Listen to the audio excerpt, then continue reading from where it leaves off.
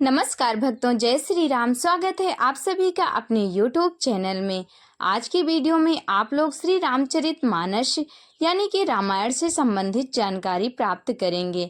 इस वीडियो में आप लोग जानेंगे रामायण के 26 सर्वश्रेष्ठ चौपाइयाँ जो अर्थ सहित बताई गई हैं। इन चौपाइयों में छुपा है जीवन की हर समस्या का समाधान और श्री रामचरितमानस की इन चौपाइयों को पढ़ने व सुनने से सभी संकट दूर हो जाते हैं। इसलिए अपने जीवन में अगर सफलता पाना चाहते हैं तो इन चौपाइयों को जरूर सुनें, क्योंकि यह बहुत ही चमत्कारी और सर्वश्रेष्ठ चौपाइयाँ हैं। इन चौपाइयों को पढ़कर अथवा सुनकर बड़े से बड़ा संकट और कष्ट टाला जा सकता है। तो आइए जानते हैं इन चौपाइयों के बारे में। वो कौन सी 26 चौपाइयाँ हैं जिनको सुनकर सभी कष्ट दूर हो जाते हैं। तो आप लोग वीडियो को बिना स्किप किए हुए पूरी वीडियो ध्यानपूर्वक सुनना और समझना, तभी आप लोगों को संपूर्ण जानकारी समझ में आएगी। तो चलिए बिना देरी करते हुए आप लोगों को सर्वश्रेष्ठ रामायण की चौपाइयों के बारे में बताते हैं। जो पहले चौपाई है वो इस प्रकार है। बिनु सतसंग विवेक न होई, राम कृपा बिनु सुलभ न सोई। सठ सुधरहि सतसंगति पाई, पारस परस कुघात सुहाई। इस चौपाई का अर्थ है, सत्संग के बिना विवेक नहीं होता और राम जी की कृपा के बिना वह सत्संग नहीं मिलता। सत्संगति आनंद और कल्याण की जड़ है।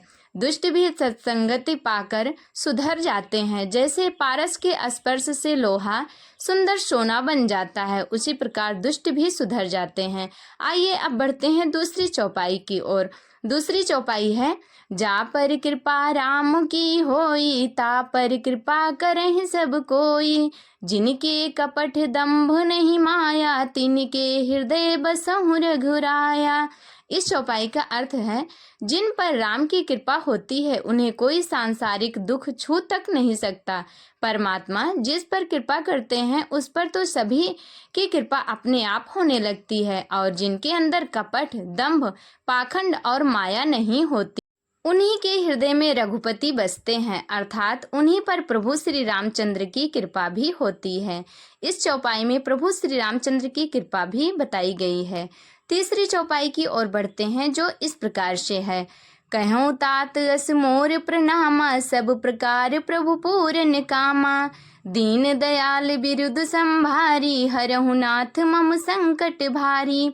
इस चौपाई का अर्थ है, हे तात, मेरा प्रणाम और आपसे निवेदन है। हे प्रभु, यद्यपि आप सब प्रकार से पूर्ण काम हैं, आपको किसी प्रकार की कामना नहीं है, तथापि दीन दुखियों पर दया करना आपका विरध प्रकृति है। अतः हे नाथ, आप मेरे भारी संकट को हर लीजिए, मेरे सारे कष्टों को दूर कीजिए। इस चौपाई को आप लोग संकट में अगर हैं तो पढ़ सकते हैं, अवश्य ही आपके सारे संकट दूर हो जाएंगे। चलिए अब आगे बढ़ते हैं और चौथी चौपाई के बारे में बताते हैं, जो इस प्रकार है। हरि अनंत हरि कथा अनंता, कहीं सुनहि बहुविधि सब संता। रामचंद्र के चरित सुहाए, कलप कोटि लग जाहि न गाए। इस चौपाई का अर्थ है, हरि अनंत हैं, उनका कोई पार नहीं पा सकता और उनकी कथा भी अनंत है। सब संत लोग उसे बहुत प्रकार से कहते सुनते हैं। रामचंद्र के सुंदर चरित्र करोड़ों कल्पों में भी गाए नहीं जा सकते हैं। अर्थात इस चौपाई में रामचंद्र जी के सुंदर चरित्र के बारे में बताया गया है। अब आगे आप लोगों को पांचवी चौपाई के बारे में बताते हैं, जो इस प्रकार है। जासु नाम जपि सुनहु भवानी, भव बंधन काटहि नर ज्ञानी। तासु दूत की बंध तरु आवा, प्रभु कारज लगे कपिहि बंधावा। इस चौपाई का अर्थ है, शिव जी कहते हैं, हे भवानी सुनो, जिनका नाम जपकर ज्ञानी मनुष्य संसार रूपी जन्म मरण के बंधन को काट डालते हैं, क्या उनका दूत किसी बंधन में बंध सकता है। लेकिन प्रभु के कार्य के लिए हनुमान जी ने स्वयं को शत्रु के हाथ में बंधवा लिया था। इस प्रकार है प्रभु श्री रामचंद्र की महिमा। आगे की चौपाई है, एहि महा रघुपति नाम उदारा, अति पावन पुराण श्रुति सारा। मंगल भवन अमंगल हारी, उमा सहित जेहि जपत पुरारी। इस चौपाई का अर्थ है, रामचरितमानस में श्री रघुनाथ जी का उदार नाम है जो अत्यंत पवित्र है, वेद पुराणों का सार है, मंगल कल्याण करने वाला और अमंगल को हरने वाला है, जिसे पार्वती जी सहित स्वयं भगवान शिव सदा जपा करते हैं। आगे की चौपाई है जो इस प्रकार है। हुई है सोई जो राम रचि राखा, को करी तर्क बढ़ावहि शाखा। अस कहीं लगे जपन हरि नामा, गई सती जहाँ प्रभु सुख धामा। इस चौपाई को तो आप लोगों ने बहुत ही सुना होगा। आइए अब इसका अर्थ भी जानते हैं, जो इस प्रकार है। जो कुछ राम ने रच रखा है वही होगा, तर्क करके कौन शाखा यानी कि विस्तार बढ़ावे, अर्थात इस विषय में तर्क करने से कोई लाभ नहीं। मन में ऐसा कहकर भगवान शिव हरि का नाम जपने लगे और सती वहां गई जहां सुख के धाम प्रभु श्री रामचंद्र जी थे। अब आगे की चौपाई है जो इस प्रकार है। करम नास जल सुर सर परई, तेहि को कहूँ शीस नहीं धरई। उल्टा नाम जपत जग जाना, वाल्मीकि भय ब्रह्म समाना। इस चौपाई का अर्थ है, कर्मनाश का जल अशुद्ध से अशुद्ध जल भी यदि गंगा में पड़ जाए तो कहो उसे कौन नहीं सिर पर रखता है, अर्थात अशुद्ध जल भी गंगा के समान पवित्र हो जाता है। सारे संसार को विदित है कि उल्टा नाम का जाप करके वाल्मीकि जी ब्रह्मा के समान हो गए, क्योंकि उन्होंने राम जी का उल्टा नाम जपा था। आगे की चौपाई है जो इस प्रकार है। अनुचित उचित काज कछु होई, समुझ करी भल कहाँ सब कोई। सहसा करी पाछे पछताही, कहीं वेद बुध ते बुध नाही। इस चौपाई का अर्थ है, किसी भी कार्य का परिणाम उचित होगा या अनुचित होगा यह जानकर करना चाहिए। उसी को सभी लोग भला कहते हैं। जो बिना विचारे काम करते हैं वे बाद में पछताते हैं। उनको वेद और विद्वान कोई भी बुद्धिमान नहीं कह सकता है। ये चौपाई इस प्रकार से है। आगे की चौपाई आप लोगों को सुनाते हैं जो इस प्रकार है। सुमति कुमति सबके उर रहाई, नाथ पुराण निगम अस कहाई। जहाँ सुमति तहाँ संपत्ति नाना, जहाँ कुमति तहाँ विपत्ति निदाना। इस चौपाई का अर्थ है, हे नाथ, पुराण और वेद ऐसा कहते हैं कि सद्बुद्धि, अच्छी बुद्धि और कुबुद्धि, खोटी बुद्धि सबके हृदय में रहती है। जहाँ सुबुद्धि है वहाँ नाना प्रकार की संपदाएं, सुख और समृद्धि रहती है, और जहाँ कुबुद्धि है वहाँ विभिन्न प्रकार की विपत्ति यानी कि दुखों का वास होता है। इसलिए कोई भी कार्य करने से पहले अपनी सुबुद्धि और कुबुद्धि दोनों को सोच विचार कर करना चाहिए। आगे की चौपाई है जो इस प्रकार से है। कवन सो काज कठिन जग माही, जो नहीं होई तात तुम पाही। यह चौपाई भगवान हनुमान जी से संबंधित है। इस चौपाई का अर्थ है, हे पवन सुत हनुमान जी, जगत में ऐसा कौन सा कार्य है जिसे आप नहीं कर सकते। संसार का कठिन से कठिन कार्य भी आपकी स्मरण मात्र से सरल हो जाता है, अर्थात आपकी कृपा से जगत के सभी दुष्कर कार्य क्षण भर में पूर्ण हो जाते हैं। तो ऐसा कौन सा कार्य है जो आपसे नहीं हो सकता। यदि कोई कार्य रुक रहा है, नहीं हो पा रहा है, तो हमें अवश्य ही इस चौपाई का निरंतर जाप करना चाहिए। हमारा रुका हुआ कार्य अवश्य ही हो जाएगा हनुमान जी की कृपा से। आगे की चौपाई है जो इस प्रकार है। एहि तन कर फल विषय न भाई, स्वर्ग स्वल्प अंत दुखदाई। नर तनु पाए विषय मन देहि, पलटि सुधा ते सठ बिसलेहि। इस चौपाई का अर्थ है, हे भाई, इस शरीर के प्राप्त होने का फल विषय भोग नहीं है। इस जगत के भोगों की तो बात ही क्या, स्वर्ग का भोग भी बहुत थोड़ा है और अंत में दुख देने वाला है। अतः जो लोग मनुष्य शरीर पाकर विषयों में मन लगा देते हैं वे मूर्ख अमृत को बदलकर विष पी लेते हैं। अतः इस शरीर को सत्कर्म में लगाना चाहिए, अर्थात हमें अपने शरीर को सत्कर्मों में लगाना चाहिए। आगे की चौपाई है जो इस प्रकार है। सो धन धन्य प्रथम गति जाकी, धन्य पुण्य रति मति सोई पाकी। धन्य घरी सोई जब सतसंगा, धन्य जन्म दुज भगति अभंगा। इस चौपाई का अर्थ है वह धन धन्य है जिसकी पहली गति होती है, जो दान देने में व्यय होता है। वही बुद्धि धन्य है जो पुण्य में लगी हुई है। वह घड़ी धन्य है जब सत्संग हो, और वही जन्म धन्य है जिसमें ब्राह्मण की अखंड भक्ति हो। धन की 3 गतियाँ होती हैं। पहला है दान, दूसरा भोग और तीसरा है नाश। इनमें से दान उत्तम है, भोग मध्यम है और नाश नीच गति है।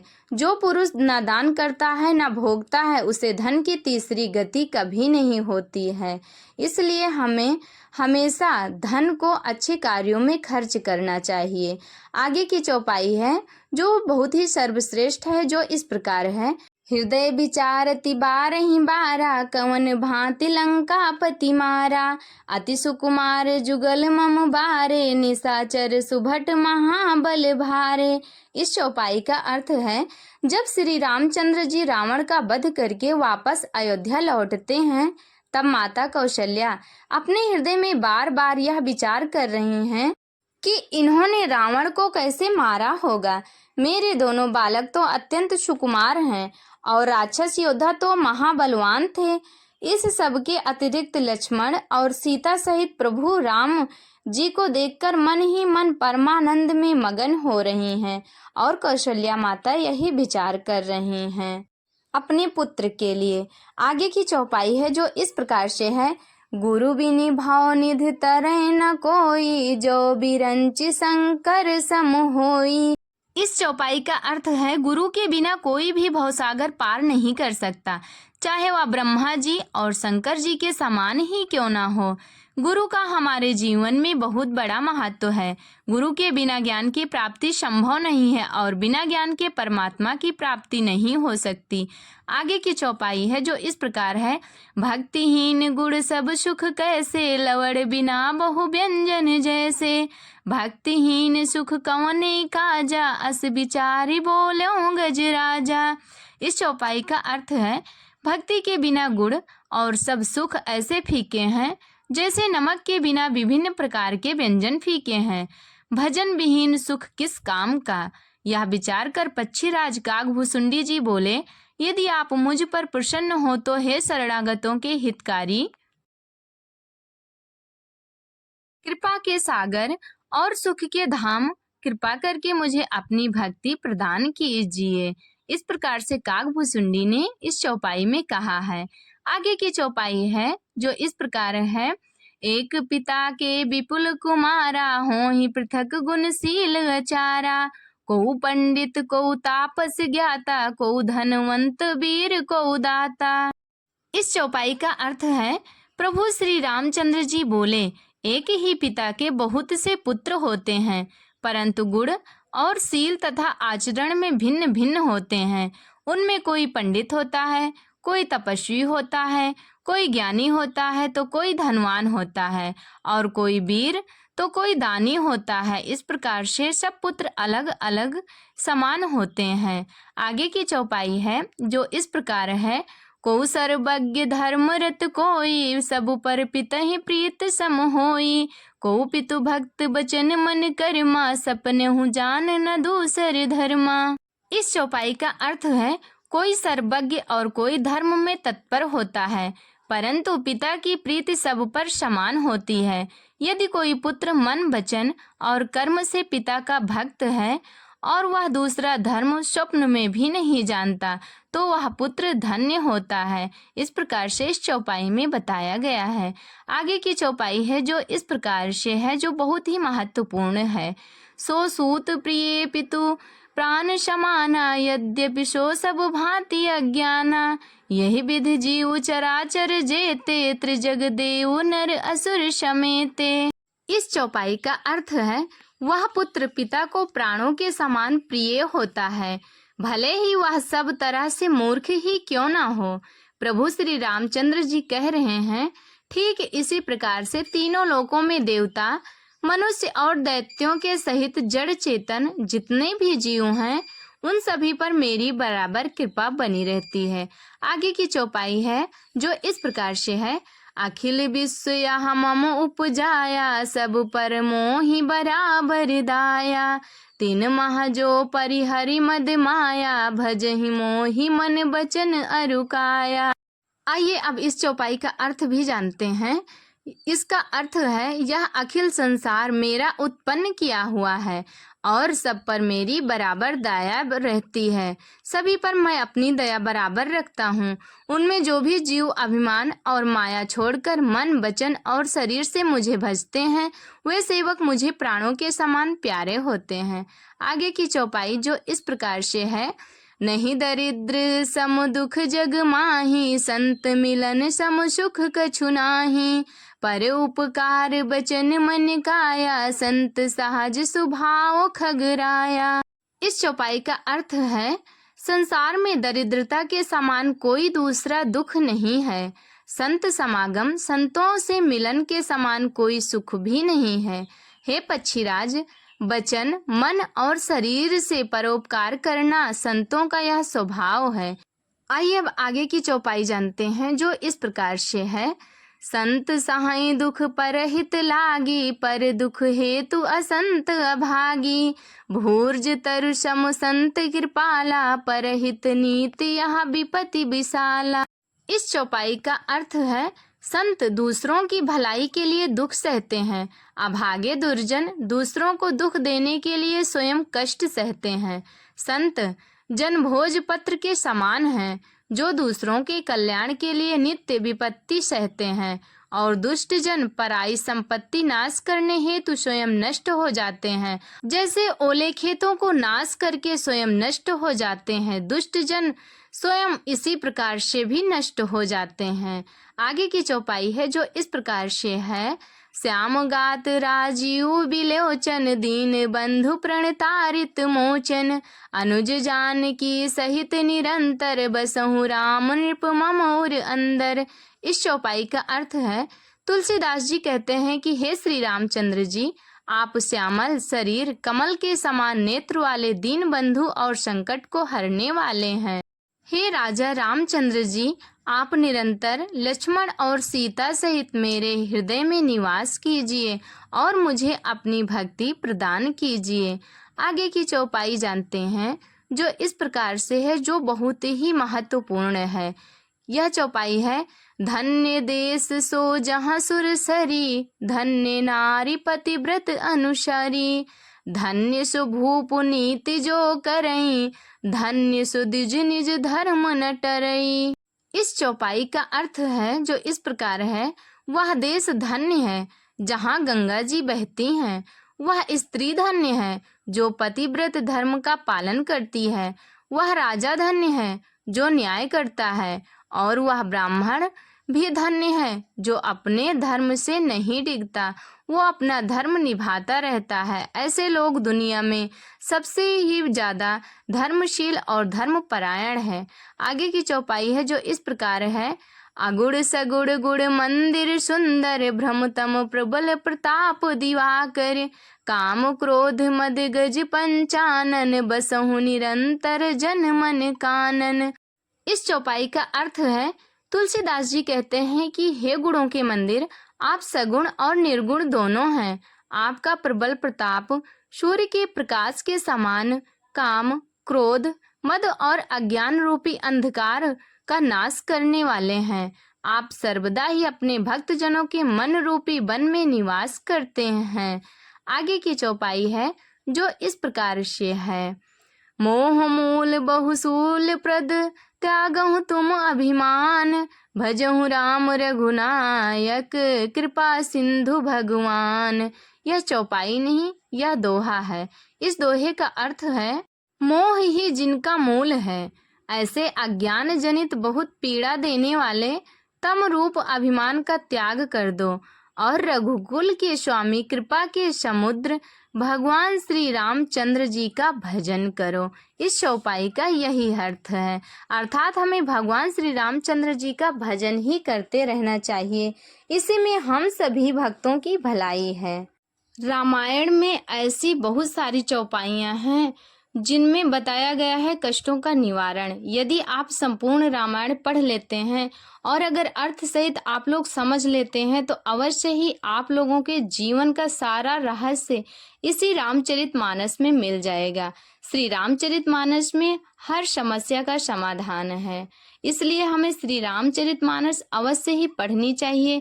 यदि अर्थ सहित आप लोग पढ़ रहे हैं तो बहुत अच्छी बात है, उसे समझेंगे भी और समय आने पर उस चौपाई को पढ़कर अपने कष्टों का निवारण भी कर लेंगे।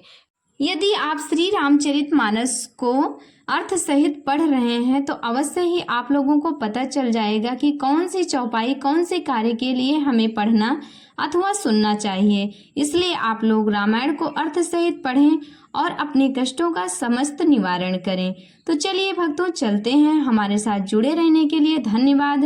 वीडियो अच्छी लगी होगी तो लाइक कर देना। अगर आप चैनल पर नए हो तो सब्सक्राइब कर लेना, बेल आइकन को प्रेस कर देना ताकि हमारी वीडियो का हर नया नोटिफिकेशन सबसे पहले आप लोगों तक पहुंचे और आप लोगों को इसी तरह से नई नई जानकारियां मिलती रहें। तो भक्तों, कमेंट करके जरूर बताना और कमेंट बॉक्स में जय श्री राम लिखना बिल्कुल भी ना भूलना। भगवान श्री रामचंद्र जी की कृपा और माता सीता की कृपा सभी भक्तों पर ऐसे ही बनी रहे, इसी मनोकामना के साथ ये वीडियो यहीं तक। मिलेंगे अगली वीडियो में नई नई जानकारी के साथ और श्री रामचरितमानस से जुड़ी चौपाइयों के साथ और नई नई कथाओं के साथ। तब तक के लिए हमारे साथ प्रेम से बोलिए जय जय सिया राम।